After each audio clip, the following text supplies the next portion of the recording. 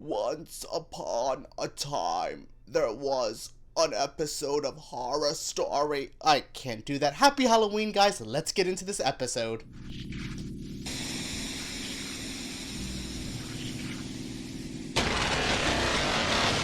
Hello friends and welcome to my channel. My name's EJ Marino and this is About Last Night, the show where I talk about the TV show I saw last night. We are diving into a brand new episode of American Horror Story 1984.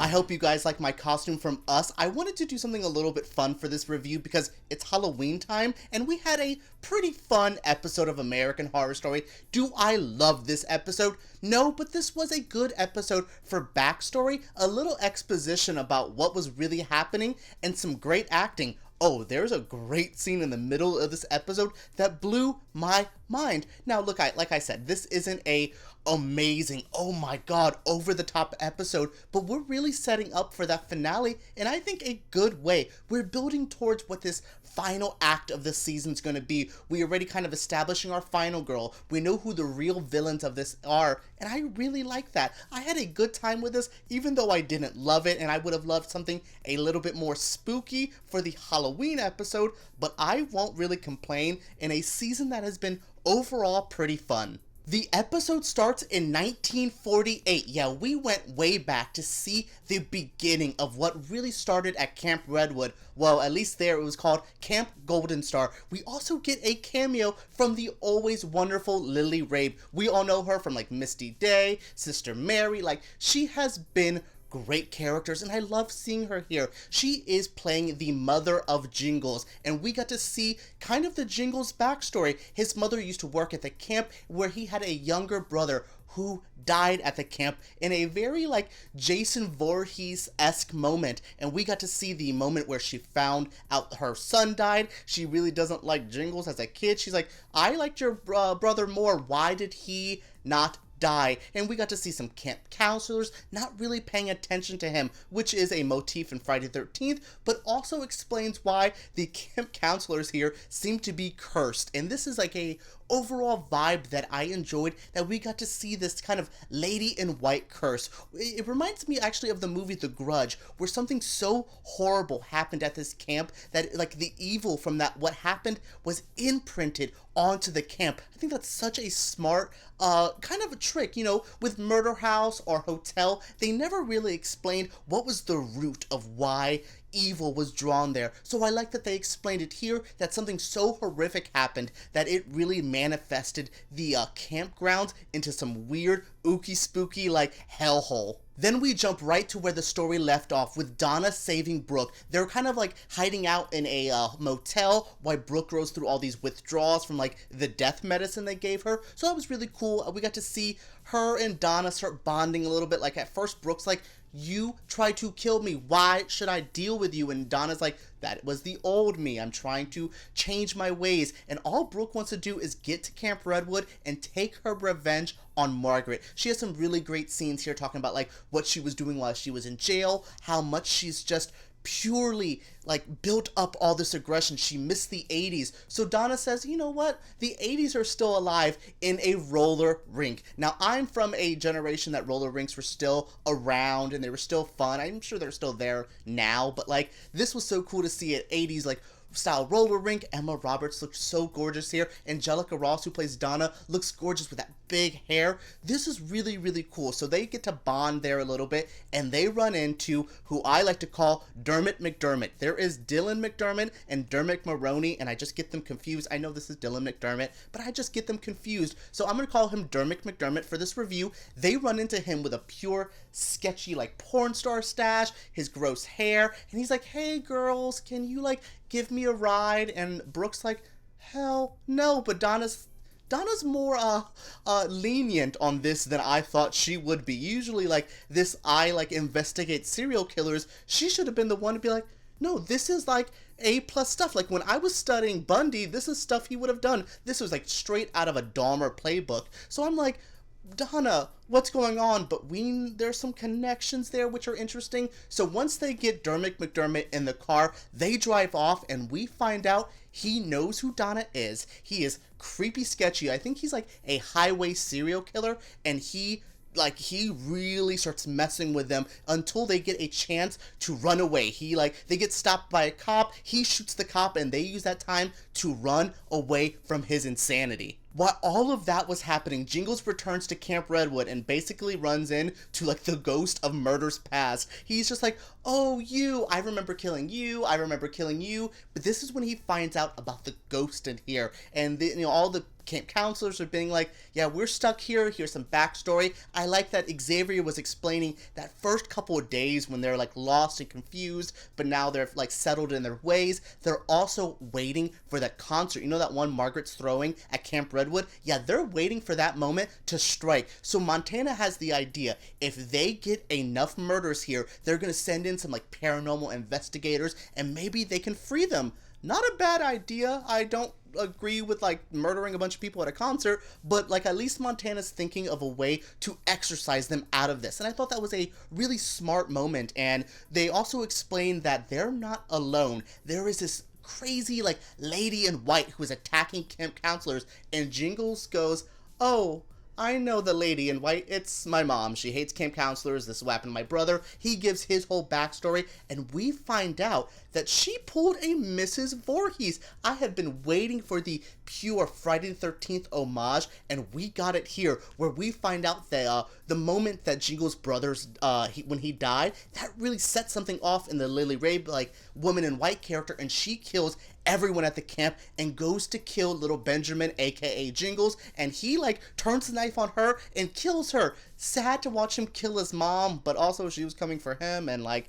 she was a psychopath. So, Jingles, a complicated character. Who knew when the season started, I had a feeling that John Carroll Lynch wouldn't just be playing a bad guy, but now seeing more and more of him, he's like my favorite character this season. And then we also, oh god, speaking of my favorite character, acting like the scene where he got to see his mother for the first time was such a great moment. That's why I like John Carroll Lynch. That's why I like Lily Rabe, for great acting moments like that. They go in on each other. She says, hey, I told Margaret to do the murders. Basically, I've been doing this to mess with you because I hate you. And I'm like, oh god, as someone who like has a good relationship with my mother, that stuff's always just like, oh, geez, girl, what is happening? So yeah, that was really cool to see their interaction. Two great actors facing off. Like, I like the actors all around this season, but when Lily Rabe and John Carroll Lynch are just like going in on each other, that is the beauty of Horror Story. These scissors aren't even real. I want to like cut myself out of this glove because I am sweating. So Skeevy, Gross, Dylan McDermott,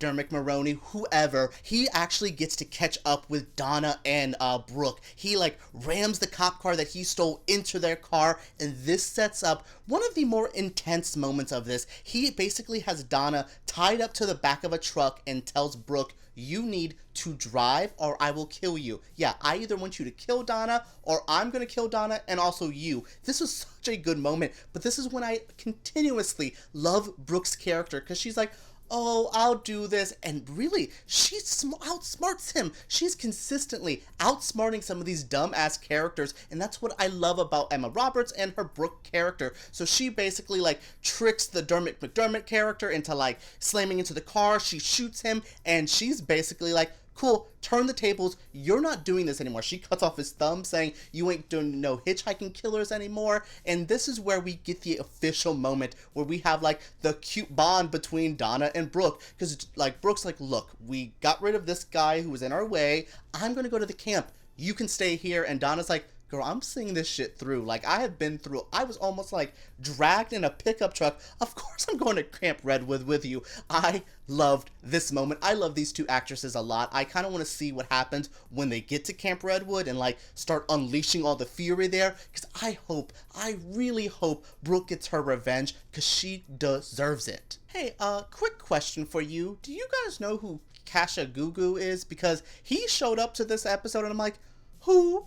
What? Like, we have Margaret, she's building up her concert, people are starting to get there, we find out she's running this shit horribly. Like, she's making her own version of like the Fire Festival. You're getting like Wonder Bread and a slice of cheese. You better hope that's okay. Yeah, I really liked seeing how grossly evil she is. We also have the character of Trevor seeing Montana, and they have a cute reunion. He's like, oh, you're a ghost? Cool, I still miss you. Like, I love how quickly everyone accepts Ghost in here, and he's especially like, cool, you're a ghost, can you still have sex? Because I want to get it. Yeah, this is really fun. I like this. And we got to see the Kashagugu scene, which was interesting because we find out he sold his soul. Yeah, Richard Ramirez comes up to him and is like, hey, bro, remember that contract you signed? And I'm like, you signed a contract for one hit song?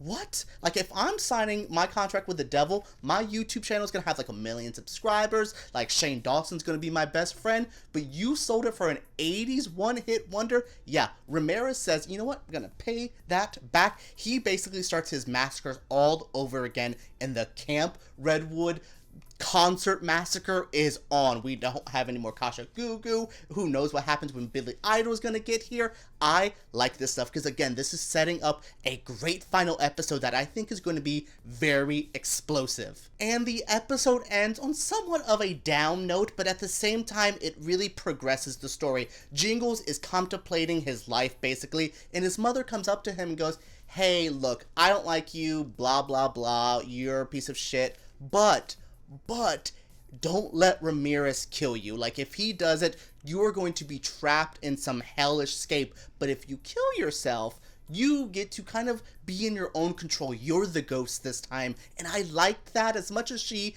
was still manipulating him in a way, I like that she was like, but be smart about this. And, you know, he was right. Like, he ends up, we see finally the death of Jingles, and he kills himself, but comes back as the ghost, and he is on a mission now. What a good way of ending this episode. Again, I've said this early on the season. Open every episode with a crazy kill like they did here, and end it with a good twist to lead us going into the next episode. And that happened here. Such great craftsmanship this season. I really love how well it's all just flowing together. What a good time. Well, I hope you guys are enjoying this. Let me know if you like this episode. Again, I didn't think this was perfect. I thought this was a damn good time. Alright, all my Halloween friends, what did you guys think of this review? What do you think of this episode? Let me know down in the comments below. I cannot wait to get out of this jumpsuit. I'm going to be using this at Christmas time so I can play Santa as well. Can't wait for that. Thank you guys again for tuning in. This was so fun to talk about. I hope you guys all have a safe and fun Halloween as well. If you're not watching this on Halloween, I hope you have a good day of eating candy. Use this as an excuse to get some candy. Alright guys, comment down below, subscribe to my channel, and give me a thumbs up because YouTube takes those way too seriously. Alright guys, let's talk about American Horror Story below.